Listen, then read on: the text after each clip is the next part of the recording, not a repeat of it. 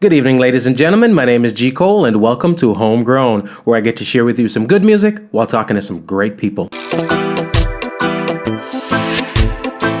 If you haven't yet subscribed, please do, so we can keep you updated when new material is available. We will be posting new episodes bi-weekly. Also, check out the website Homegrown with G. Cole to listen and for all things homegrown.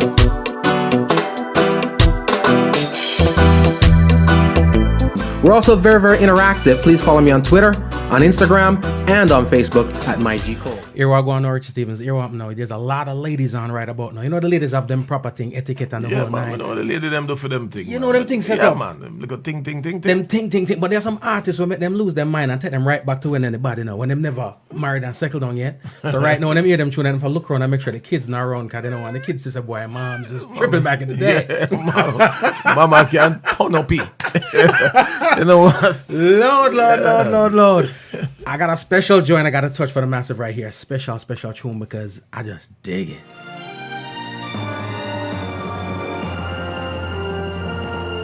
I was born by the river in a little tent. Oh, and just like the river, I've been running ever since. It's been a long time coming, but I know a change gonna come. Ladies and gentlemen, Richie Stephens, earwop, no, I'm not telling no lie, no. The way how you do your thing, them, you know. Please don't cover none of my songs. That's all I'm gonna ask you to do. Because I'm not gonna do it again. the way of the thing, them splash John and Marie is kind of like you forget. I keep saying that they're not even covers, they're interpretations. Once, especially in the way the people don't know what going. But I got to give you the proper introduction. Ladies and gentlemen, there are those who do it and there are those who do it well. And in a time where quality within reggae is fleeting, I say that, no apologies, consistency is a challenge and longevity seems quite elusive. We talk right now to one of our best. That quality thing there? A thing of quality has no fear of time. Mad. My grandmother told me that years ago. I dig that. Ladies and gentlemen, Mr. Richie Stephens. Welcome, sir. Welcome to the program. It's good to be here. Always good to be invited on a platform where you can talk to the people. I appreciate it, and yes, they do. I see him sharing the link right about now. You're still a young guy. I'm gonna go right into it. You're still a young guy, but you're 10 don't know about that. Yeah, you're young. You're a youngin', you know. But you got that tenure, and you've accomplished so much as a singer that. You represent the music, you represent the culture, but for us, it's kind of like you're representing the nation on a higher level. So for that, I am, and I know the masses are appreciative of that. But let me ask you this first thing right now. Legend, it's a word I'm going to use. Still a young dude. A lot of people shy away from the legend word because it kind of give them like a senior status. You ever sit back and say, yo, wow, true, it is. I am a legend. Do you really realize the legend of Richie Stephens? Well, a couple things you mentioned. One of them is that you're saying... representing the nation. I always feel that I'm representing the nation. Nice. As it relates to Jamaica. Nice. Now, I've traveled all over the world. I mean, recently I went to Asia, which was my first time, to about 6 different countries in Asia. Right. China, Vietnam, Singapore, Australia, just to name a few. Right. And it was... very special for me. I tell all my friends, artist friends, that it's a career change in terms of the new markets, the new promoters that I met, and the new fans.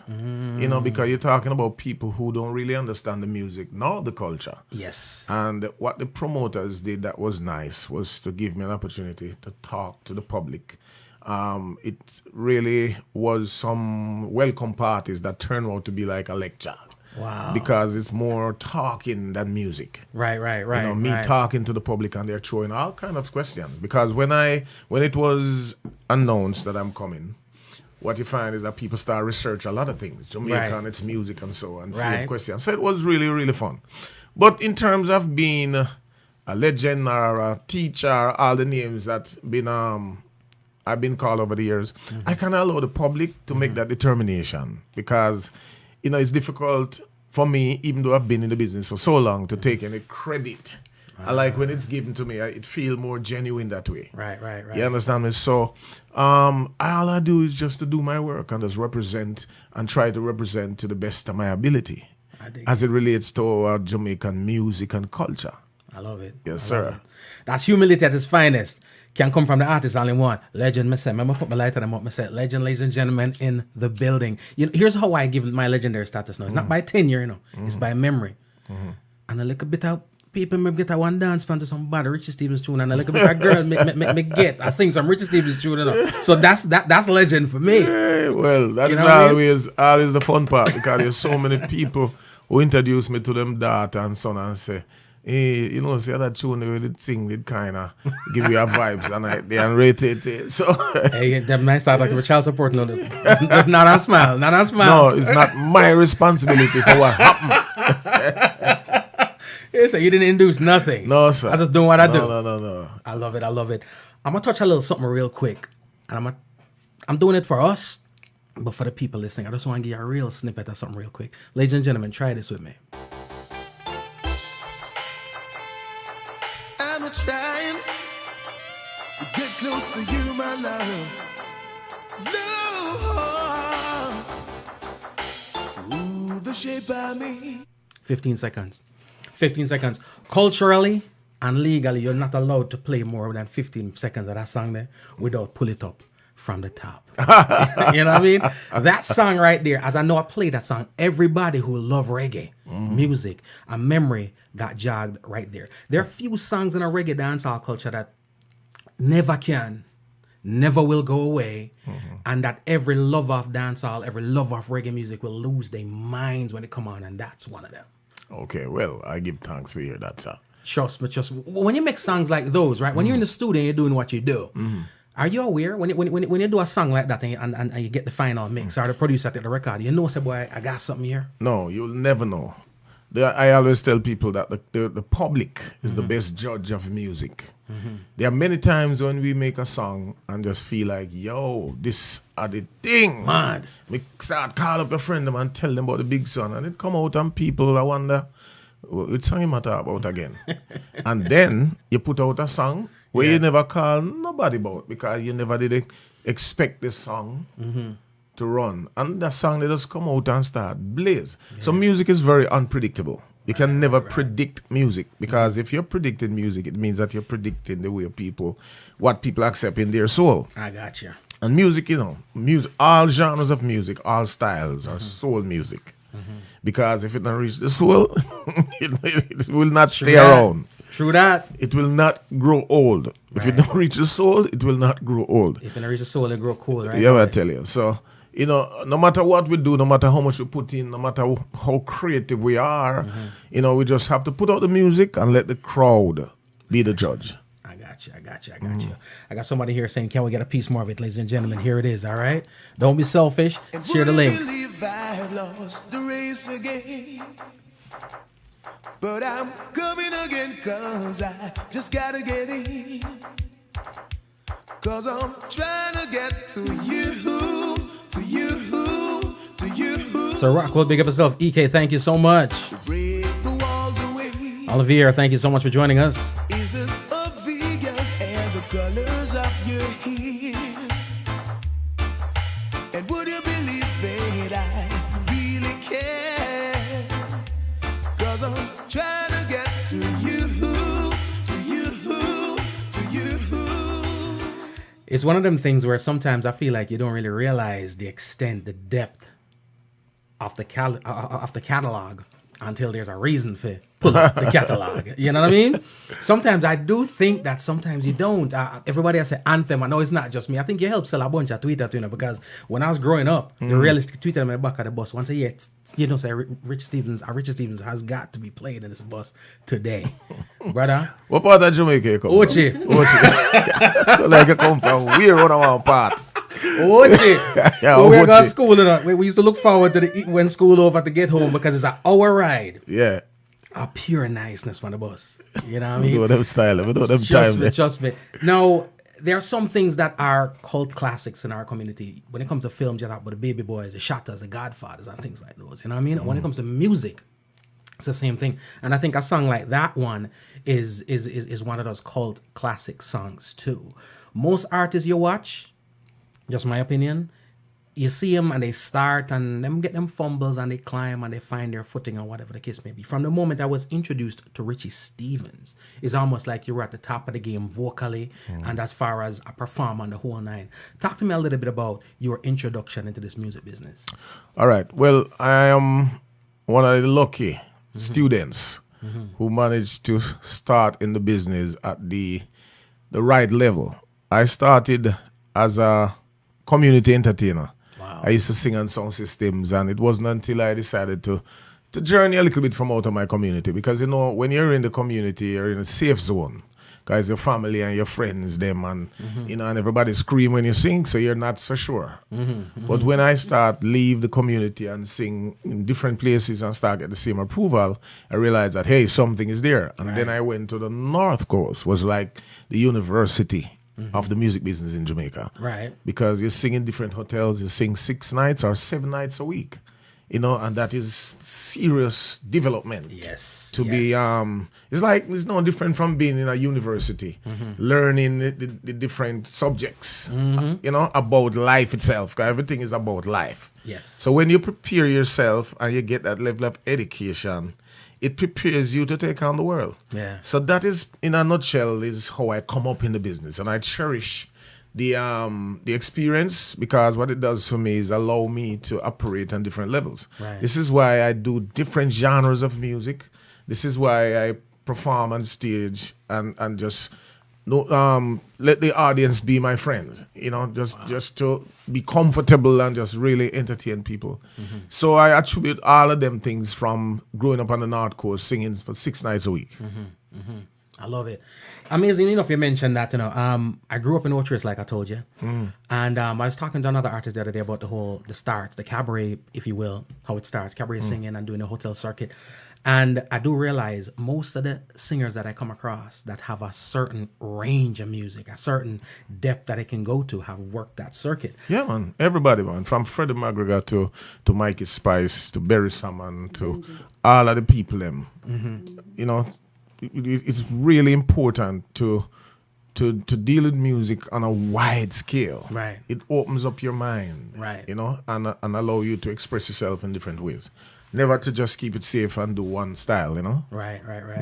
I see the vastness, because I see that with like an AJ Brown too. You know, Yeah, man. AJ the boss. The boss. And I grew up in those hotels, you know. So I remember the first time I saw Richie Stephens was at Mallard's Beach. Well, I'm Hotel. going to say this from the year. Yeah. AJ Brown is my teacher. That. Same thing. See? Same thing. And this is Big up not a yourself. joke talk. AJ's the real deal. All right. Richie Stephens is a real deal. Trust me, I'm saying. What I remember vividly at that show, because normally I'm at the hotel a lot and I see all the acts come through and them bad. You know what I mean? But I do recall, I don't know how people got service that day or for that hour or whatever the case may be, because the whole hotel was down in the ballroom. And this is vivid memories from when I'm 10, 11 years old. You know what I mean? Why the man make me sound old? No, but you were 13. You were 13 though. You were a child act. You know what I mean? So I was 10. Yes, people, I was 10. So no, in the career of Richie Stephens, right? Here's what me noticed: dancehall claim you, reggae claim you. You know what I mean? Everybody wants that Richie Stephens is their own. So let's set the record straight once and for all. All right, who you going home with? Is it reggae music or is it dancehall? I'm a Jamaican singer. So political. And the last time I checked, I don't know if you know this, but Jamaica is the only country in the entire world that's provided 8 distinct genres of music in the latter half of the 20th century. So in a 50-year span, we give them dancehall, mento, ska, rocksteady, just to name a few, and those are all popular genres of music. So why should I stick to any one genre, and why should I call myself a reggae singer or a dancehall singer? I'm a Jamaican singer. You've done this before. No, but you see, these are the arguments that I have when I travel and when I talk to people. I just explained to you that I went to Asia and the promoters, they put together some welcome parties. Like when I, arrive in Asia, the first thing they do on the first night is to have a welcome party. By way of promoting the show, of course. Yeah. And then it turned out to be a lecture because people keep asking me things. But these are my arguments, unchallenged, because what I'm saying is true. It is unquestionable. This thing, genres of music in the latter half of the 20th century. Just check the history. Listen, nobody else has accomplished that one. No, man. Jamaica is a very serious place on earth, you know. Wow. You know, many philosophers and many historians, they're still having challenge to understand how come a small country means so much to world history. Yes. Because music is just one aspect of the greatness of Jamaican people. Check this out. Why is it that you think Tessanne Jean and Dalton Harris from Jamaica, that is just a little dot on the world's map, can go to these major countries and just shut up everybody vocally? Yeah. It's not because we're normal. Yeah. And I'm not saying this to say Jamaicans are the greatest people in the world. I'm just saying that some greatness today. You know? Hey, man, the stats don't lie. Yeah. The stats don't lie. Why do you think that Usain Bolt can just go on a field and just make everybody look like them not try? Yeah, them in a reverse. It's because there's something in Jamaica. There's something about Jamaican people. Them Something know that. about England know that, you know. Yeah. You see how quick them claim Dalton Harris? Because the Queen know. Yeah. They must say Jamaica is one of the countries that make England rich, you know. True that. True that. And they're coming back for more. There's so much. And people know the history of Jamaica. I love it. So as a Jamaican, unapologetically, I go out there and just talk because I know what I talk. Facts. Yes. I love it. And I do hope that the Massive and crew, not just the music fans and everybody, because I love it when Jamaicans speak of the nation that way and live the nation that way, because we need our own to recognize what we have and to do whatever it takes. We are the mouthpiece. You see, here's the thing. We are here a lot of times to talk music, but you're a natural Jamaican who love the nation. So a lot of times you talk the nation, it flows effortlessly and seamlessly from you. And good and bad, because if somebody else have another perspective, it's going to flow too. Well, the truth is, you just mentioned something important about speaking about Jamaica in a good and bad way. And there are some terrible things that is happening about Jamaica. Yeah. You know, I mean, the acts of violence, and when people stay abroad and hear all these things and how they feel. And it's really true, we need to do better, because we can't allow all of this to continue. It don't look good. And I see where people are posting videos all over and talking about the crime and violence. You can't blame them at all. No. Some people go as far as saying they're not coming back home. I want to remind people, though, if you take a look around you, the crime and violence is everywhere. I love because even in England, the stabbing of young kids is just like, is a free-for-all. Regular thing. Kind of like is a joke thing. Yeah. Youths are dying in abundance. I mean, here in America, I mean, look how many times mass shootings. That anywhere in the world. Right. So I'll still say to Jamaican people, don't be so quick to condemn where you come from. Exactly. Because of a world crisis. I'm glad you put it that way in Richie Stephens, because here's the deal. I've had that issue and I've had to have that argument a lot of times too, because, you know, sometimes news are reported per capita. Jamaica is this small, the U.S. is this big, right?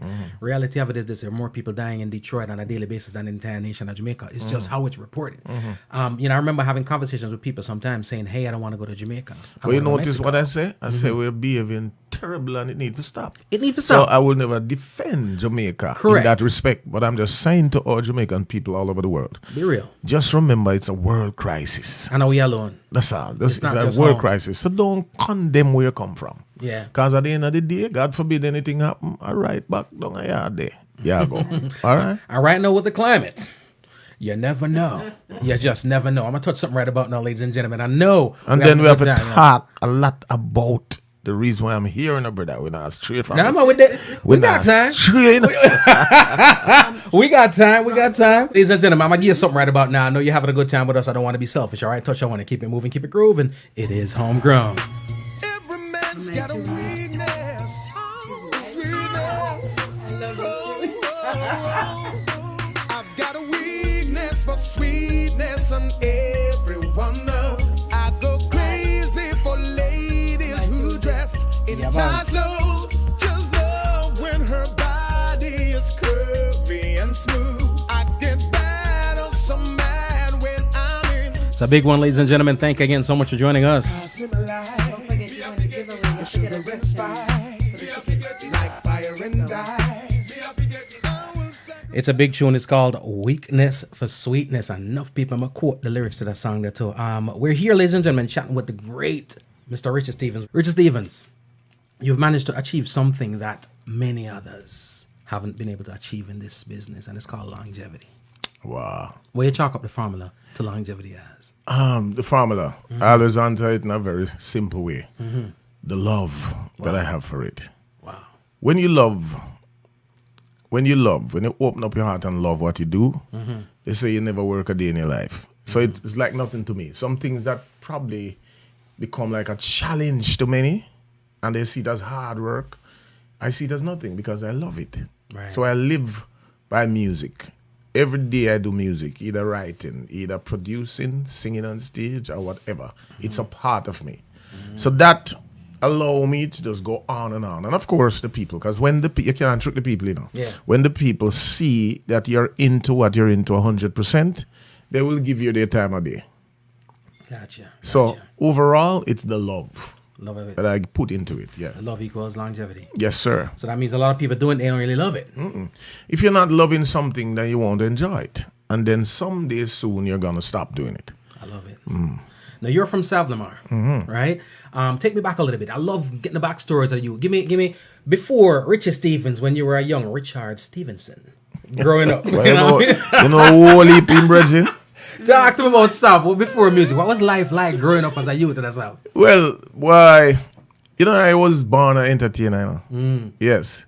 I've been entertaining people from I was a very young age. You know, I know my first rule of entertainment. I was a gymnast. I used to do gymnastics. Really? Be a Papa Lick. No, seriously. A real thing. This is a funny story. I used to, you see, on Sundays, we used to have a crew. Talking about 10, 11 coming up. And we used to go to the karate movies and learn the moves and practice and then go to the beach on a Sunday and entertain people and collect money. Easy. No, seriously. Young entrepreneurs. Yeah, long time. And when I talk about entertainment, we're not talking funky. We're talking about cartwheels, somersaults, triple spin, all kind of things. A real show. Yes, karate movies. And people would have throw money like dirt. Wow. With me and my friends. Yeah. You understand? So I started out doing that. And then after that, I discovered that I am a skillful footballer. So I start training for teams. But then I think the music now just busting on my head. And everything else gets shelved. Yeah. Music does that. Yeah. And then when I was about 15, I went to Spanish Town to live with my father. And that's when music just took over the whole thing. And from Spanish Town, I went to Ochi, your place. And I don't know if I was at IRFM when it was just an idea. Wow. Yes. Them time I was 16, 17. Yeah. And Carl Young, the owner who now passed and gone, Rest in God peace. rest his soul. Yeah. He used to talk about the possibility of owning a radio station. I was there as a young youth them time there. Yeah. You understand? And I lived to see the radio station become a reality and move from there. And them time there, that's how I met AJ Brown, the great AJ Brown. Wow. You understand? And when I say AJ is my teacher, I learned so much From AJ. from AJ Brown. Because AJ naturally is a bigger man than me. Yeah. And him used to rule the scene, the cabaret scene. I used to watch him and say, no, sir, that brother, yeah. Not real. He's amazing, And this is my brethren, the other day me and him do a song. Really? Yeah, we do a song, and it's a very serious song. I'm not even going to tell you about the song. It'll come out though, right? 12 of us singing in opera. Bah. You don't need to tell you nothing. Ra. Big up yourself, Mr. Brown. You know, that's one thing I gotta say also is that you, and again, like you said, you attributed some of it to the days growing up on the North Coast and stuff like that. But there's no limit to not the music, because here's the reality of it. No matter how great your imagination is, if you ain't got the range, you ain't got the range, right? I got the imagination for days. I can't do that. You know what I'm saying? So, but at the end of the day, it requires a certain level of fearlessness to do what you do, especially you're an artist, you've already established something. So you know what, I'm gonna do something and it don't work. Where does that fearless abandon comes from? Where Richie Stephens say, you know something, you want to try that, let's do it. Again, from the love of music. That's love. I love music so much. I have fun doing music. I sometimes people say if you keep things safe, you have a better chance of scoring. But I don't believe in that. I do things having fun and just put myself into it. You understand me? And that I become that. Yeah. I am the kind of man who I will do ska because I love ska from a long time, and I will just do a ska album. I don't have to keep it safe. I just do a ska album because I want to do that. So I have a tremendous amount of musical freedom that I just do what I want. Right. You understand? And you So love again, coming from the North Coast where I was exposed to every genre of music, coming up that way in the music business, I learn everything. I put a lot of time. I spend a lot of time trying to learn things technically. Because Luciano Pavarotti is one of my favorite all-time vocalists. Wow. I know about him when it comes to ranges from the ground to the ceiling. Ceiling. And You understand? Yeah. And power and control. Yeah. I used to yearn to able to do what people like him doing, because them people are some people that have been studying vocals for years. Yeah. You know, and they became some of the greatest musical practitioners. You understand me? Yeah. So I always want to be able to find out what them are do. To be able to hold a note so long, to be able to pour a note so but yet it's controlled. Wow. You know, so we read books and we kind of check out some of what they're doing, and you know, we have the same kind of fun. I dig it. Yes, sir. I dig it. Now, with the music coming out of the shores of Jamaica right about now, and I keep talking about the shores of Jamaica because your music transcends the shorelines, and it has for a long time.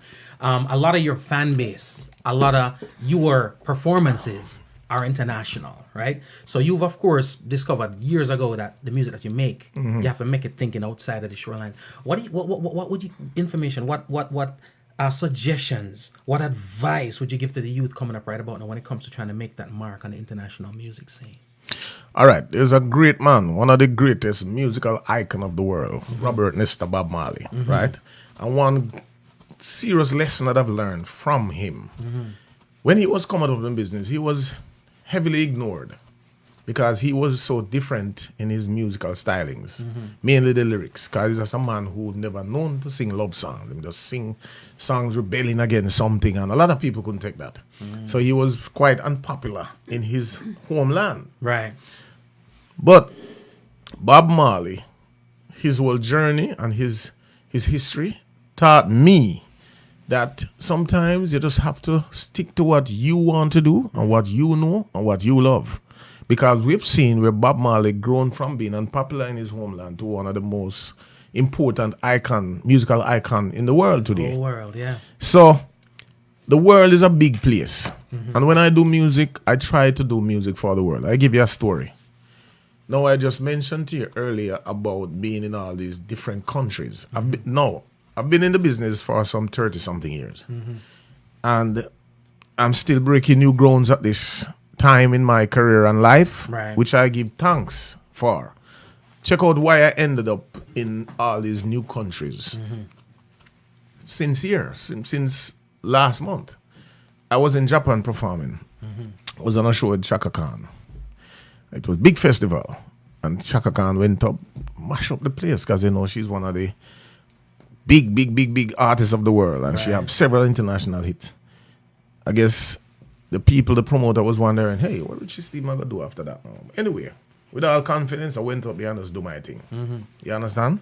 It was well received, so much so that one of the promoters come to me and said, boy, Richie, you're amazing, and your talent belongs to the world, not necessarily just for your ethnic market, Right. And I said, well, that's my thing. I sing for the world. So he started asking me about Southeast Asia, which is around, because Japan is the Far East, on a different side. So Southeast Asia now is back around to Vietnam and China and Singapore and the Philippines. And so I said, no, I've never been. So we start talking, exchange information. And after 3 years, I'm now touring those places. Wow. So you ask me, what advice I would give to youngsters coming up in the music industry, and is to be fearless. Do music. The kind of music that might appeal to the people in Southeast Asia is not necessarily what will appeal to the people in Florida. Right. But you're going to have to know that. And if you have any interest at all in longevity, these are the things that you must do in order to stand the test of time. Right. So that is my advice to youngsters. Be wide in your thinking. Be deliberate in your production. So that you make songs for everybody. Make a little one album when I really appeal to Rona, so. But it appeal to over, so. Yeah. Because now that I'm doing ska music, and I say this everywhere because I want other people to listen and to understand what is going on. I'm not going to keep it private to myself. Right. Ska music, since I've been seriously doing it now for about 3 years, this is my second ska album with my new band, Richie Stephens and the Ska Nation. My second ska album. And now I'm appealing to places in the world that I've never been and never appealed to before. So I don't want to keep it as a secret. Because I think if we utilize all the different genres of our Jamaican music, not only that it will do good personally, but it will also help to lift our industry that needed help more than anything else right now. And that's probably because another thing is that we complain every day about non-Jamaican artists taking our music. And one of the reasons why that is happening, and they're not taking the music, because nobody can take the music from Jamaica. Right. The music is Jamaican music and will always be. But one thing is for sure, we're not championing the music anymore. We're not at the forefront. A lot of non-Jamaican artists are getting bigger than us, drawing more people abroad. And there are reasons for that too, because things change globally. With the power of the internet now, people can stay in Timbuktu and study your culture and music and learn it and replicate and it do it properly. better than enough. So those are the things that create the change. So we're gonna now have to start think globally and see what is happening and step up our game in order to maintain the whole frontline duty that we all used to have. Right. I dig that. I ask those questions because we have a lot of upcoming artists and producers watching the show, so I always want to get the insight of somebody that's done it. Ladies and gentlemen, we're talking Richie Stephens. Again, we're just glossing through some things that we're going to catch up because we got to talk about that ska album too and some of that stuff, all right? Let me get him a little piece of this right here. Keep it moving, keep it grooving. It is Homegrown. Well, this are the girl, them out there. Rodney Price and Richard Stephens. So them on them. And I'm out straight it up. Boy, them girl are coming like some maniac when them get into the house. Check it out. Yeah, she's a maniac. That's right. Look at the lady. Cause she's dancing like she's never danced before. She's a maniac. Cause she's dancing like she's never danced before. Just a champion girl, maniac. Again, no free tickets. Go get your thing. Join us out there. Richie Stephens. I can't tell a story from now till next year, brother. Give it. Yeah. And the important thing about the stories, they're all true. We not have to tell no lie, no, brother. We just come and say the thing. Now you're playing Maniac, and I was giving you a story off here, and you say you want to hear it. Yes, sir. All right. You're talking about what do I tell young artists? What do I used to... What do I pass on to them? All right. This song, She's a Maniac. Quick story. Based on the way I think musically, I decided to do the song, and it's the first time a dancehall song was going to be done like this, in a very pretty way. She's a man, pop, pop, pop, pop, pop, da da da da da da. Now, if you look on the label, you see that it's produced by Richie Stephens. The reason why I produced it, that I couldn't get nobody to produce a song like that at that time. Because it just never really sound conventional. It was not how dancehall sound. But that is how I was hearing it. Because as a singer, coming from the North Coast with my pretty style of singing, I was looking at a way to complement my voice in the dancehall. Instead of singing on the hardcore beat that wasn't helping me or lots of other singers at the time, because dancehall was very hardcore. You understand? Yep. So it was during the time when Buju them and Killer them and DJ hardcore and seeing everything hardcore. And I went to a certain studio, bring my own tape, because I'm my own producer, go inside there with Lenky and decide, so we're going to put it together. So Lenky, who is kind of a person that think like me. He wants to do something always out of the box. Very musical. So Lenky do this. Lenky look and laugh and start play it. Then the owner of the studio, who was also a producer, big producer too, come in and listen, and we see him skin up him face and say, what that's not do? Some say, we have make a tune, man. He said, dance and a sound, so in a bridging. Some said, tell me honest truth, how this sound to you? He said, sound corny. And I laughed the day and say, you know what? I can't brother I make. Come in, Lenky, come in. Keep it moving. You understand? Anyway, we put the rhythm down and I went inside and voiced the track. But them never know. So me have an intention to go for one little boy named Rodney Price. Bounty Killer. Them time the Bounty Killer hot like fire. Yeah. You understand? With Copper Shot and them hardcore tune there. Yeah. This, to be honest with you, is the first tune like this Bounty has ever done in his career. A really mild, sweet melody tune like this. And I've never done nothing like that before. Right. But Bounty Killer lived in Seaview right next door to my brother. So me have access to Bounty as a little new artist with heart. Yeah. So when we finish my partner, we just bring the track to him and just play it to him and say, I love you DJ upon it, Yeah. And Bounty said, when at the studio time? Yeah. That's how impressive he was when he hear it. Rodney. So we just a boom and just go back by the studio, put Killer on it, and everybody start run up and down now and start saying the wickedest tune in the world. And we put it on, it has become a monster at the same time. You understand? Big hit. I remember that year when it dropped, I went to Japan about 4 different times. Wow. Off of the strength of that. Yeah, man, based on the strength of the song. Wow. So, again, you have to believe in your vision. You have to hear something and just get it out instead of listening to people who probably don't feel the way you feel. Right. It's very important in music. Many times you might miss, But what is life if you don't take chance? It goes back to the love. Yes. Then I'm going to tell you it's fun, me have, Yeah. It's fun. Because I've tried many things over the years that don't work. Right. But if it don't work, me just move on to something Keep else. it moving. Yeah. I love it. Fearlessness. Question, Roy Sweetland. Let us know about your annual Richie and Friends Give Back concert. Okay, it's talking about Take Me Away. The question is, they want to know about the Let us know about it. the show. Well, I discontinued that show, about 10 years now. And the reason for that, I really got busy during that time. And it was taking a lot out of me to try and do the show. Because this show was produced by me.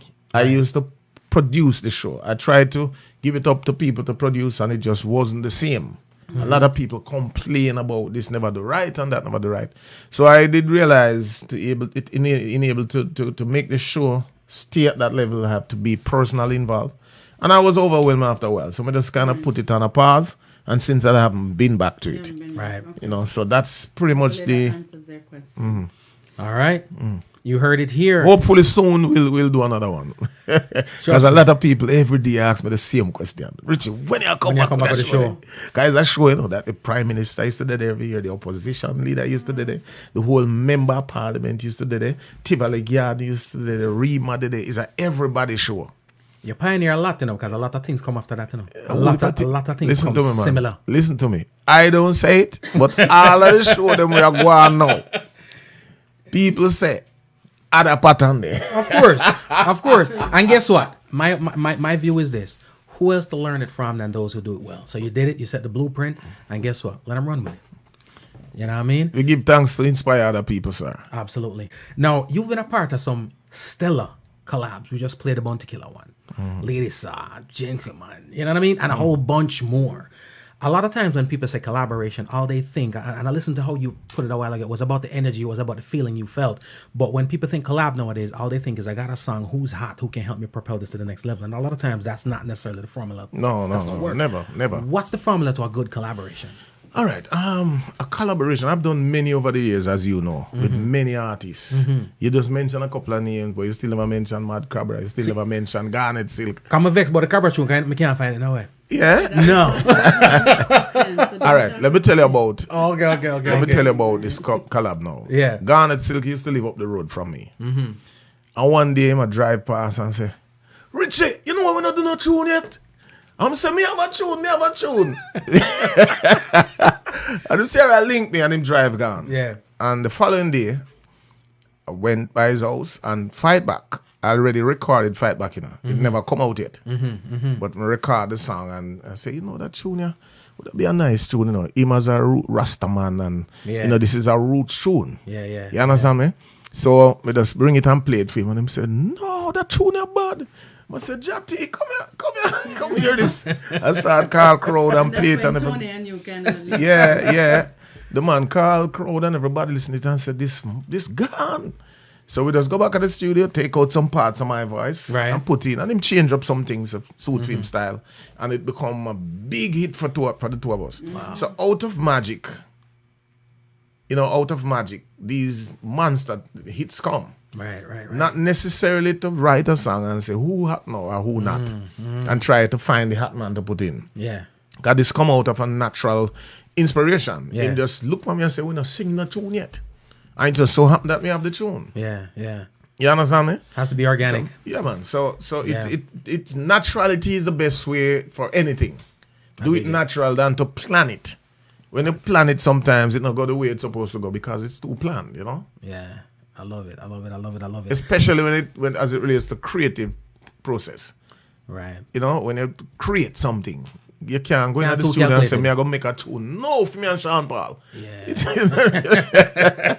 Yeah, I get you. It comes out sounding scripted, sounding calculated. Yeah, man. That way too. Yeah, man. Too much plan into it, you know, too much plan. Because I've heard songs, you know, where the two components are mega. Where you can tell that it was a calculated effort and it was supposed to accomplish this, but it just never happened. Yeah. You know what I mean? Yeah. R. Kelly, Jay-Z, a whole bunch of people. The talent was there, but the collab was not organic. Yeah, I'll tell you. So I get what you mean. And again, it's Grammy time.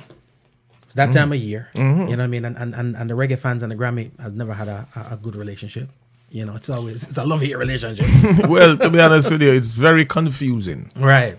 To many of us. We don't understand. Right. Why is it? You see, the year when Sizzla came out with The Real Thing. Right. Which to me is one of the best reggae album. All time. You understand? All time. Simply one of the best reggae album. All time. And the man not even did get a nomination. And then there are several albums all the time that we see got nominations and we don't even know where them artists are come from. We don't know. None of the song them we don't know. And then you say it's not a popularity thing, but hey, it must be a quality thing. If it's not a popularity thing, we can understand that. But part of the criteria, the standard must be quality. You understand? Because if quality don't exist, then the competition exists, do we? Right. So that is the problem that we're having to, understanding what the Grammy is searching for. Right. You know, there are some albums this year that I think really needed to be in the nomination. I feel the same. You know? I feel so the same. when it's so funny. But big up Etana, it's good to see her in there. Yes. It's good to see a female that's Representing. working hard Yeah. end up in there, you know. So big her up. Big her up for that. And I share the sentiments you do in terms of as I see the five because I brought somebody in who was Grammy award-winning producer who's also a voting member. So my goal is I'm going to make sure I'm a voting member for the next one. But we brought him in just to figure, and it is a popularity contest. You have 129 plus albums coming in. They're not going to listen to them all. So it's who know, you know what I mean? The name of the whole nine. Personally, like for me, But how can it be a popularity contest when some of the most popular acts, current, still not get a chance? Popularity is relative though, you know.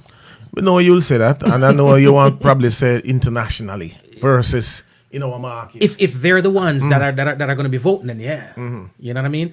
And there's campaigning done too, and some people have bigger dollars and bigger marketing reach than others. So it's a whole lot to it. But I always like to figure out how the real organic artists feel about the whole. That is what I think should not be a part of it.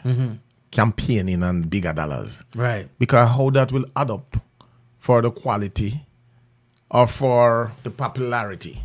Right. You understand me? If the album is good and people like it, that's a natural way for it to get popular.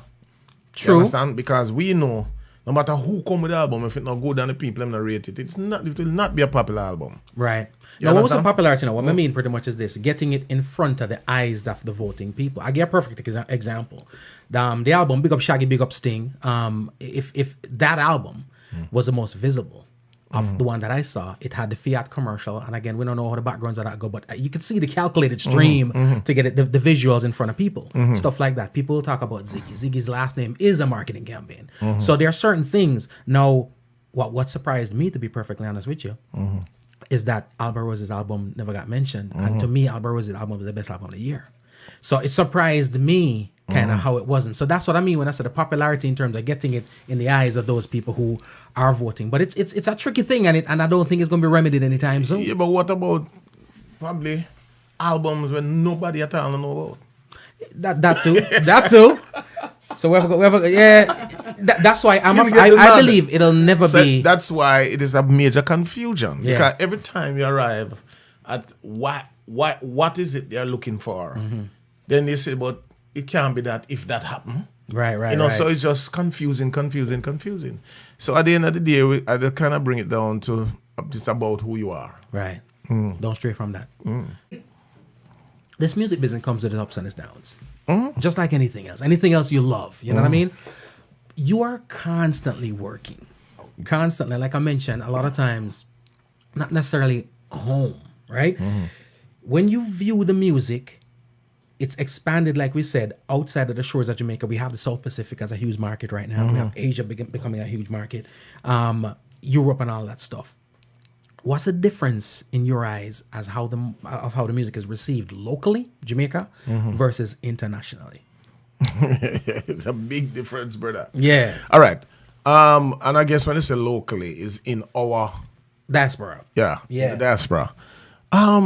We kind of more trendy than everywhere else in the world as it relates to our music. Need a hit. We want the top 10 man for book him on the show. Yeah. We want make sure say we have a tune, we are bust mash up dance for anybody to think that you're relevant.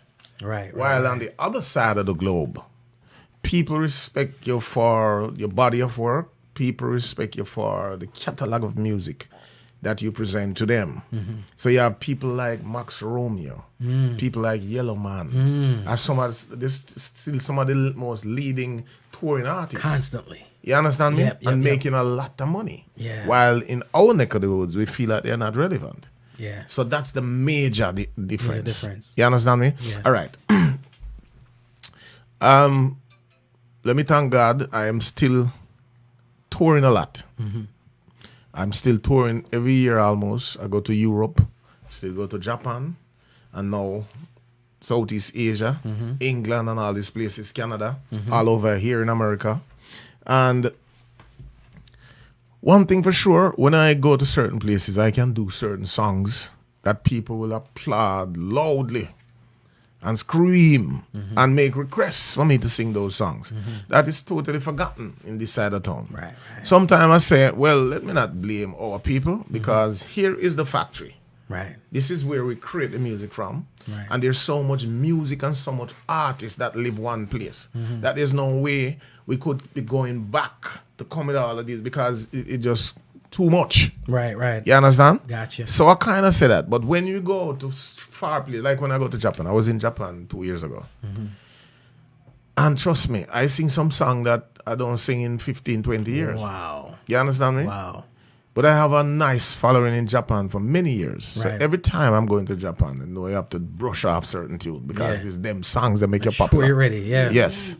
And so, but I like that because the more I travel and the further I go around the world, I get a chance to express myself on a bigger musical platform. Because let me tell you this, I am probably one of the only artists right now who is pretty much out there, as you probably could say, current and doing scare mentor.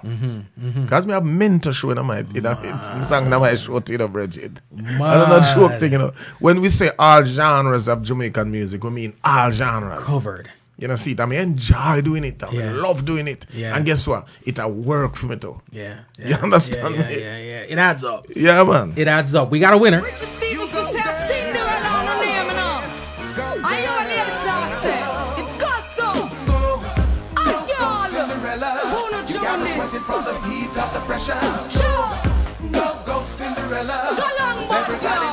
hot like a fire. Go, Cinderella. Sexy body and your face make me shiver. Go, Cinderella. Pressure. Go Cinderella, Mr. Stephens. Tune bad. That one is Go Cinderella, latest saw. Now Miss Marian Hall. Just another one of the classics that we could talk about collaborating. But let me ask you this though. Another album that came out a couple years ago that I really dug it was the Live Your Life. Gentleman. Yes. And Richie Stephens. Richie Stephens a gentleman. Yes, sir. Classic. The word I describe it as is a masterpiece, right? Talk to me a little bit about how that came about. All right. Well, Gentleman and I go way back. When Gentleman was a young youth, came to Jamaica looking at breaking the music business. He called me up. I went to see him. And the way him sound on the phone was totally shocking to me when I realized it was a white man.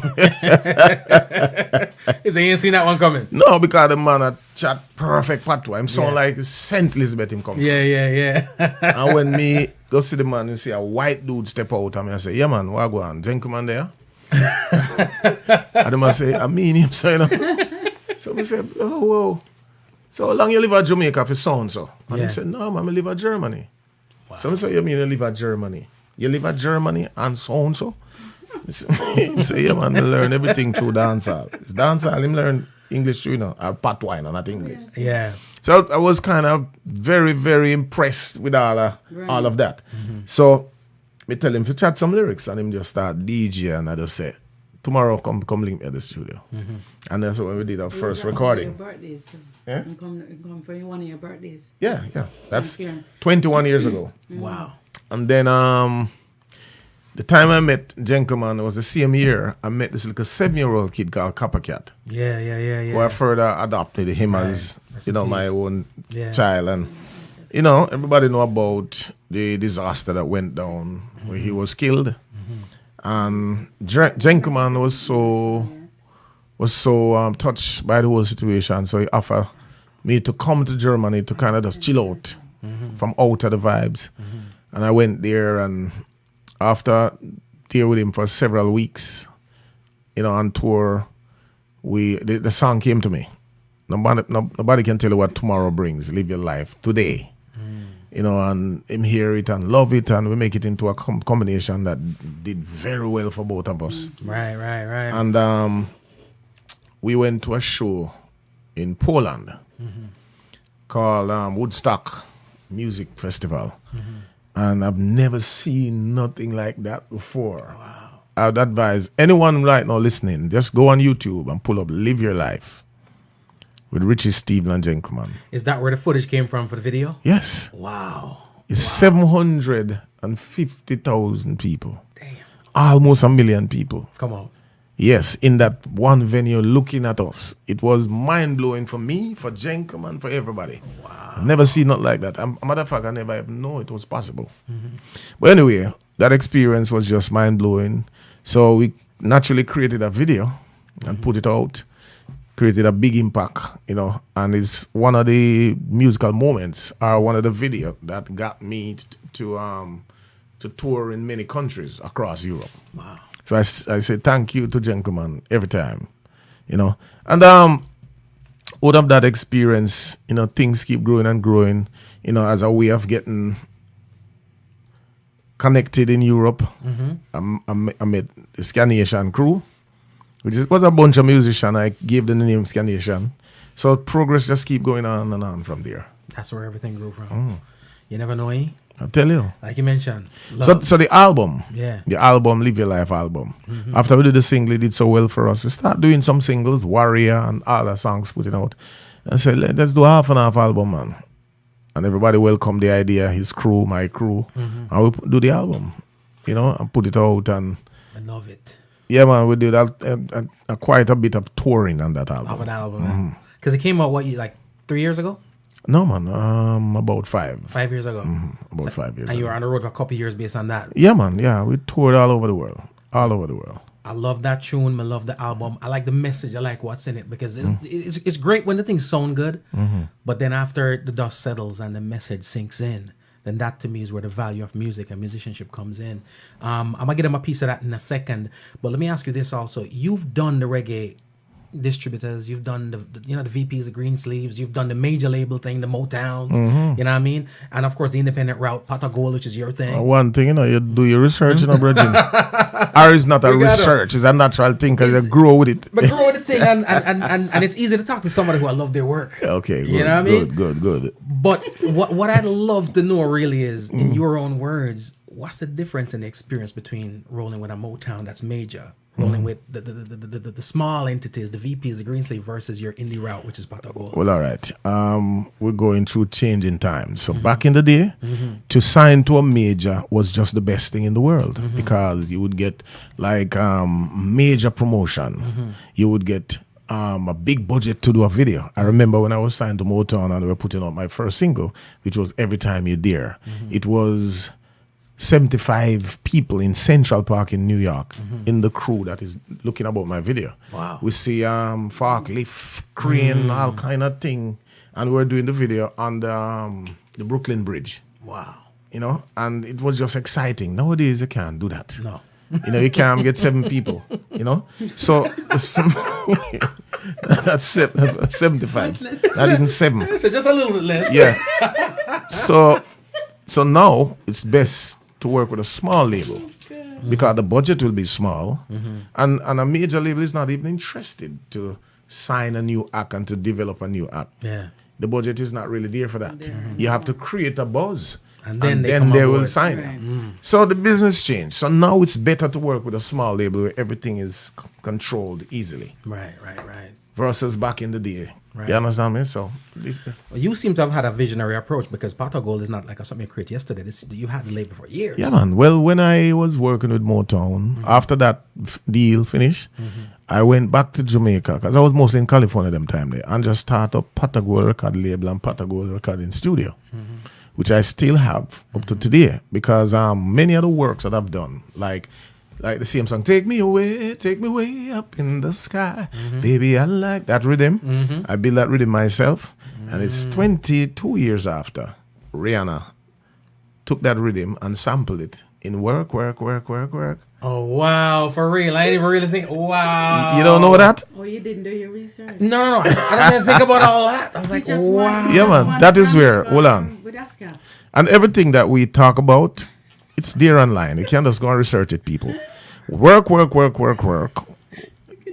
No, Came I've had this from conversation, I don't know. Sail Away, Richie Stephens. As a matter of fact, I'm not just saying it. It's online. You can go on Right, Rihanna's right. website and you find the article that she was talking about growing up Right. and I remember those that. songs, and that was one of her favorite rhythms. Right. And she feel privileged to know that she can make a song from it.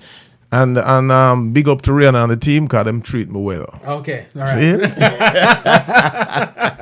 Yeah, them That's when you treat put me in good. Them treat me quality good. works.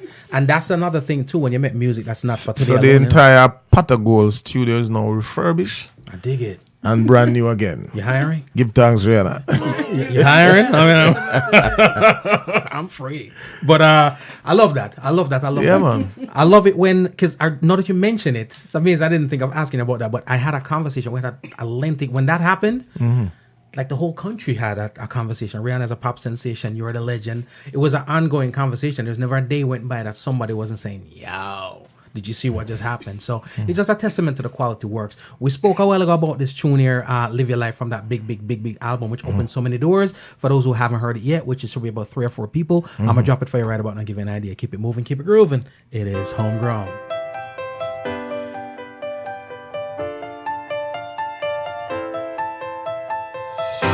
Nobody can tell you what tomorrow brings. So live your life today. No one's really sure they're gonna see tomorrow. Don't know what's around the way. Richie Stephens, a big record, big album, big tune. I dig it. Again, for the 4 people who live under the big stone who never heard it before, we just wanted to give them a little piece of it. Now, Ska. Ska is a treasure. And I think it's a treasure that we as Jamaican people kind of, I don't want to say discarded, but we undervalued and we didn't pay that much attention to. I had even Danny Buster, son of Prince Buster, in here, we had a lengthy conversation about ska. You know what I mean? It's almost like a lost art when they talk about some kung fu thing where it's a lost art. A lot of that, but it's huge internationally. You know, you'll find that there are tons of ska bands, non-Jamaican, but tons of ska bands. Talk to me about the ska effect, not for Richie Stephens, but across the globe right now. All right, let me talk about the precursor to ska a little bit, which is, you know, the precursor to ska, my friend? Go ahead. It's called mento, sir. Easy. Mento music. It's a music that is made up of different styles of music from around the world. But it sounded not like us, but someone else's. So the Jamaican musicians, people like Ernest Ranglin and most of the members in the Scatterlight, they were busy trying to find a sound that represent the Jamaican people, the vibe and the energy of Jamaican people downtown Kingston. And they took a bunch of different genres of music, such as R&B, jazz, and all of that.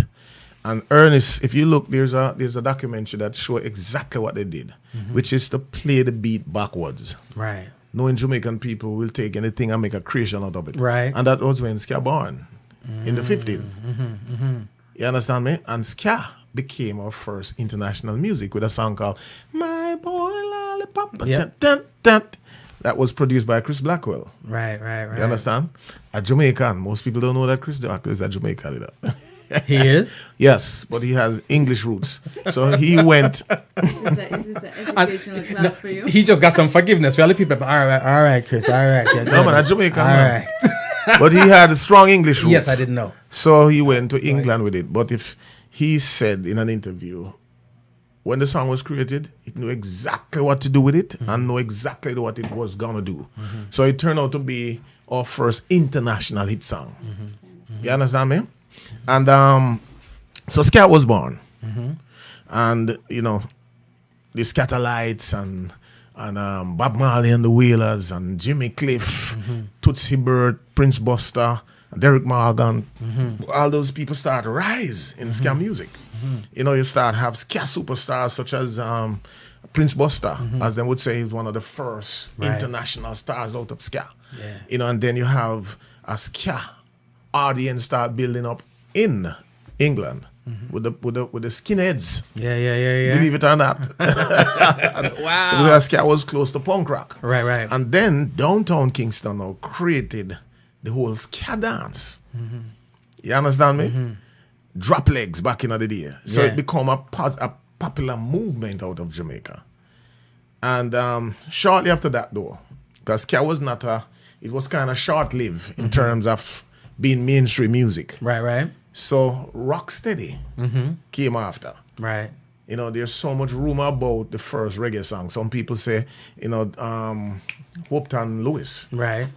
went to a rehearsal and said, boy, I can't take them all for fast music. And take it easy, take it easy, take it easy. Right. No need to hurry. Them says the first reggae song. I can't attest to that because I never did about. I just hear them stories there. So that's the word on the street. Then you hear another story that it was Tootsie Bird who did the first reggae song. So whole story. I can't confirm them story there. But Rocksteady was the music that came after ska. And after Rocksteady, then you know it's reggae. Right.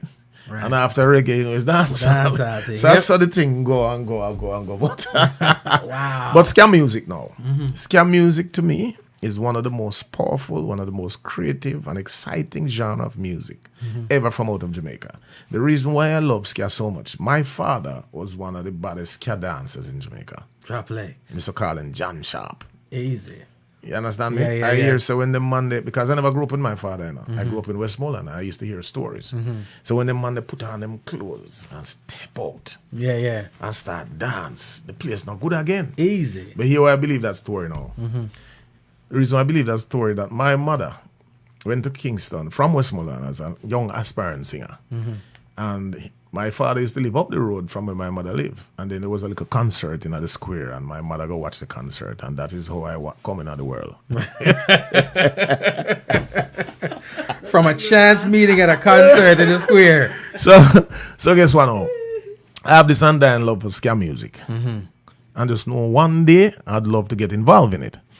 It wasn't until about a couple of years ago I decided now, hey, I mean, as I say, I have a great musical freedom. I like to just do what I want. And I start doing some music and put them out. And there's a song called Everybody Dance. I did that. It created a nice impact in places like Brazil and Italy and so. So I went on a tour. And while I was touring Italy, I met a bunch of musicians who love ska as well and share the same passion. We linked up. I sent them the Everybody Dance. I did a remix. I was very impressed the way the approach that they use. Right. And we start, exchanging musical ideas, and the whole idea come up to let's do some music together. Then we start, do 1 and 2 singles, and then we say let's do an album. And after that, so let's go on tour. So that's how Richie Stephens and the Scanation come about.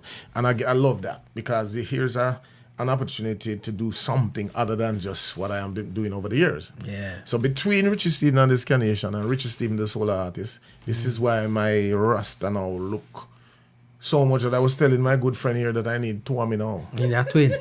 No, honestly, I am far more busy now than when I was younger coming up. Yes, but I love it because I love the musical challenge, because I said here early that when you love something, you never work a day in your life. So it still don't feel like work to me. Right. Even when I'm traveling, let me tell you, when I was going to China, the first stop was China the other day when I went on the Southeast Asia tour. And I traveled for 2 days. Yeah, man, It was 2 days of travel before I reached the first venue. You understand me? And then after that, I did a couple of shows between China and Vietnam and Singapore, which is close. And then another couple of hours to go to Australia. But it still don't feel like nothing to me because I'm going there and I'm glad for the opportunity to go there. Right. To discover new markets and to meet new people and create new fans and all these things. You understand me? Wow. And I attribute all of that to ska music, sir. Right. Because ska is the popular form. When I told you about the show with Shaka Khan. Right.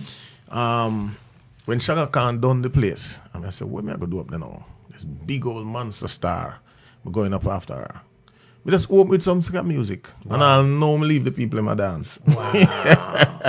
Because it's a high octane type of vibe man, too. Listen to me, man. When you start ska music, nobody can sit down. Yeah. You understand me? You gotta be in ridiculous shape to do that, boy. Yeah, man. You bring on the energy, man. You start jump over the drummer head and start do everything. The people them have to enjoy the show. And not to mention how fit he is. But that's the thing, because when I watch the footages, I'm see up on the thing. I'm like, there's got to be somebody on the side of the stage. No, The insurance company. Have you ever seen his other stuff when he does at home, his exercises and all his things that he does? Talk about my business. That's cool, man. That's cool. But you need a twin for chewing our Richie Stephens. Make it a secret from me, man. You need a twin for chewing because there's a lot going on, and that's the reason why I did the haircut. Come and figure more or less about we can diversify the thing. You know what I mean? You take the east, me take the west, and we just boom the thing. Then if I boy Richie, you look around, know yourself. So me sing the love song, and you go to this camp. You know what I mean? Yeah. Richie, you're clone. Hey, him have a one-wheel bicycle. For real? Should stop talking about the things. I tell him to start out as a gymnast, Yeah. So I still have my one-wheel bicycle. You think You understand me? I still have, because me have a friend, you see? Him now living in America. And we tell ourselves that when we reach 60, me and him will get together and do some footage of us doing what we used to do when we were 16. Wow. Wow. Well, you talking about footage. Whoa. Talking about footage. Talking about the manga footage. Come and see what I will bag of manga in there, Richie Stephens. Did you get to bring any with you? Big up Ninja. Big up Ninja, man. Are you a manga tree that come for? I will tell you, yeah, man. Right in the back of my yard. Yo. But listen, man. Ninja, man, used to give me hell in a man. With my mango, them, you know. So run now that he's not around right now, every time I pick mango and I love put up them thing they on the internet because I remind people that these are the real food. You understand? And them something I will eat. Yeah. So people always bring up Ninja and I say, look, it's a Ninja not them out. And then something else, I'm going to pick some mango the other day and say, you know, a Ninja, where there? Right. You know, so you need to get a couple of them and the whole world. I say, yes, Richard. So that's where that come from. But you know, the funny thing is, Ninja stay away him there and here. And I say, hey, make sure you care some mango come through. Big up Ninja, man. Big up Ninja. You know what I always wondered about though, when it comes to even all the music and the scan, the diversification of your catalog, because your team goes as far left as it goes right. What will it take? Is it even possible for Jamaica to not only be the founding place and the foreground of reggae and ska and all them things, but to be the hub, the current day hub where the best and the most comes out of? Is that even possible, or is that ship sailed? Let me tell you something. It's hard to achieve certain things without the support of the government in any country. And I think one of the things that we're suffering, the government is not involved in our music and culture as much as they should. Big up to Babsy Grange, because she's a good cultural minister and I've seen where she's trying. But we need strong support from the government. I tell you what, how can Jamaica being hailed as one of the most creative cities in the world as it relates to entertainment? Guys, the musical reggae capital of the world. Right. But yet we don't have a proper venue, not even one. We don't have a theater that is there that can hold 10 or 12,000 people with stage and lights and everything already set up. How comes? Because we're not really going forward as it relates to our music. You know, we need to change that. We need not one, not two, but several musical locations that when foreigners come to our shores, they can just go to this place or go to that place and get quality entertainment of some good Jamaican artists. Without that, we'll never be able to be the front runners of our music. Right. Because you know what's funny? When I go to Italy and spend any time there, it feels like Negril in the 70s. Wow. Reggae music is everywhere. Wow. Every different genre. Yeah. You know, sound system string up on the beach. Yeah. Reggae music I play all night. Ska music. Dancehall music. Like we used to be. Unfortunately, we don't have that kind of thing in Jamaica anymore. So, you know, it's sad to say, but our music don't live in Jamaica anymore. Wow. You know, I've traveled so many places. When I went to Brazil for the first time, Virgin, and hear Jamaican music on full display, I said, whoa, but there's, come to think of it, there's no in Jamaica you can go and see this or hear this kind of festiveness. You know, with Jamaican music and culture and red, green, Angola, wear up and all them kind of thing. That not go on again. That not go on again, man. It's really sad. Wow. Until we start understanding how much our music and culture is celebrated elsewhere, far more than how we celebrate it and love it. Until we come to that realization and start do better, I'm just not so sure if we'll be able to be the front runners of this music anymore. But with the world being as transparent as it is right now, and the cameras are up and everything is so small, and now the world is this big, and we see that. You see that by traveling there, but all of Jamaica sees that by just viewing the internet. We are aware. We do know. So why is it that... Anyways, I know your question that I want it for government. No, but I can't wait for you to put the question to me, because I have something that I want to suggest. Well, then again, yes. All right, right now, Jamaica is being redeveloped, especially the city of Kingston. They're fixing every road. There's even an overhead bridge that will take you right across the city of Kingston, which is phenomenal. It's great. The Chinese are working endlessly to improve the country. Some say they're planning to take away the country. I don't know. But let me tell you something. One thing I'd like to suggest to the government, with all of this happening, just pause for a minute and just tell them, say, put one little entertainment center right here, for our music and culture. That's not supposed to be hard for them. No. It's still a part of the development of the city of Kingston. Yeah. It's just that you're doing something a little different from probably, because downtown Kingston, if you ever, a matter of fact, when you finish the interview, you can just go on the internet, go on YouTube, and just type in downtown Kingston. I've seen some footage. You've seen some footage for the future. Yeah. And you just see it pop up and you see what Kingston will look like in a few years from now. Yeah. So I think right around Norwich, because this has been going on for too long, we just don't have a proper entertainment spot. Somewhere where you can go and it don't affect you where police and the Noise Abatement Act don't apply to you, because a nice indoor venue that is built properly with proper sound system. Sound and acoustics and all proper acoustics, so that police don't have to come and lock off man session. The last session I go into is Virgin, a stage show, Junior Reid, one of the legends of the business, who put in a lot of work into this, was keeping a stage show. And by 12 o'clock, police just come lock it off. Wow. You You feel it, man. Yeah. Because guess what? Junior Reid spend up him money and him time and him energy into this, and police just come lock it off because guess what? There's no venue that he could have gone to and rent and keep him show. There's no venue like that, so him still have to take the chance. Yeah. So those are the things that people have to do to try keep the music alive and to try earn from the music or whatever it is. And it's a big risk. So many of us won't do it. Right. I got you. Ladies and gentlemen, we always got to ask the necessary questions because you know what? We don't know who's listening, and we hope everybody is listening.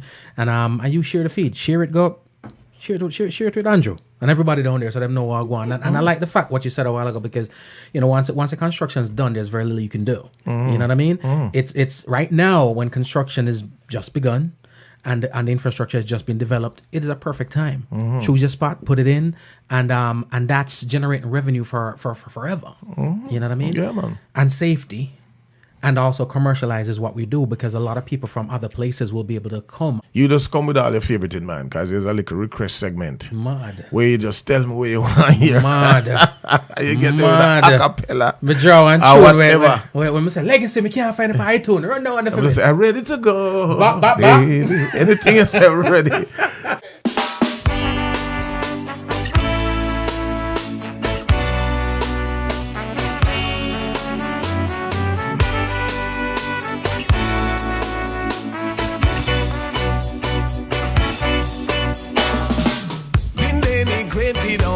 But I'm still fine. I don't listen what they say about me. They try to relegate me, still I'm song's called Born to Be Great. could never kill this fire inside me. Now, Richie Stephens, and I'm gonna tell you something. You have to be on a certain caliber that every time somebody mentions it, they give first and last name. You know?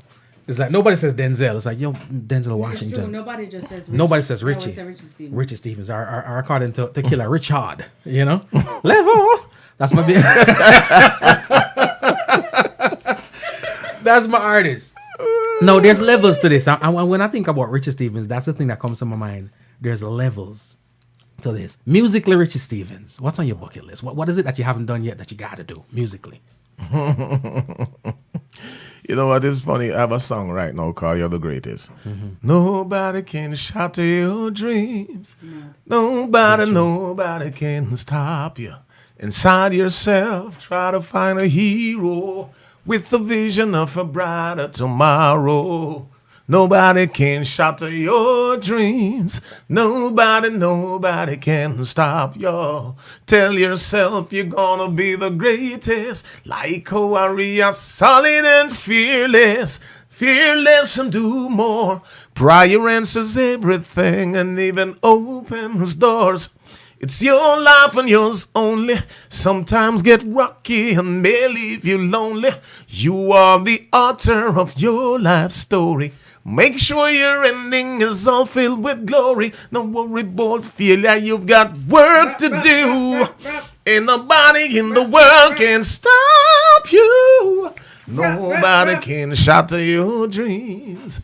No, you see that song, you know? Easy. It was we call one of the center of the tour in Asia.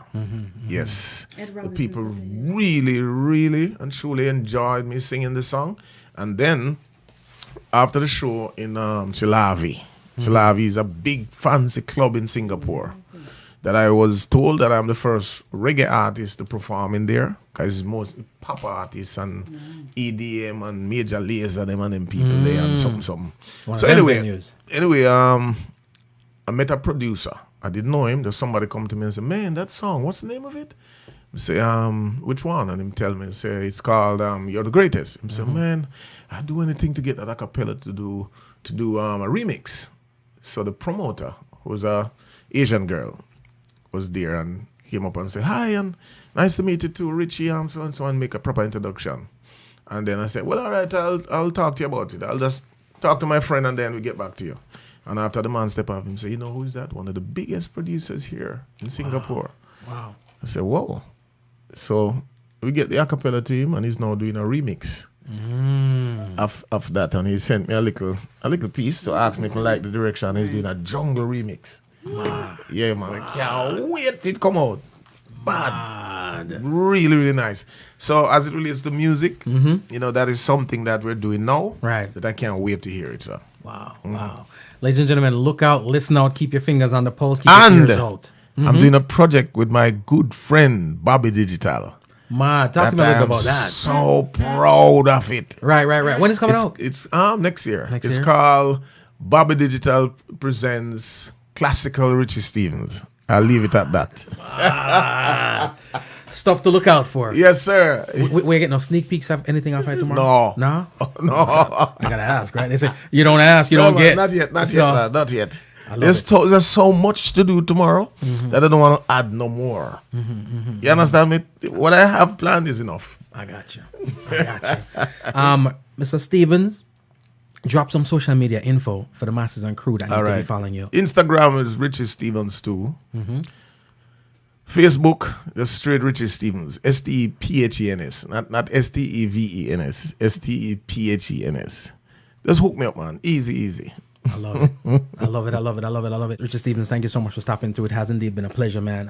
I appreciate it so much. Blessed love, brother. Give thanks. You get a bonus. Thanks for having me. And yo, You get a bonus. you do a good job here, sir. I appreciate it. You put up on one of them big major stations. Actually, We're working on it. yeah. Yeah, man. We're working on it. You have it done, man. You have it laugh. Give thanks. Give thanks. Yeah, brother. Appreciate Give love thanks. it. Yeah. My name is G. Cole, and this is Homegrown.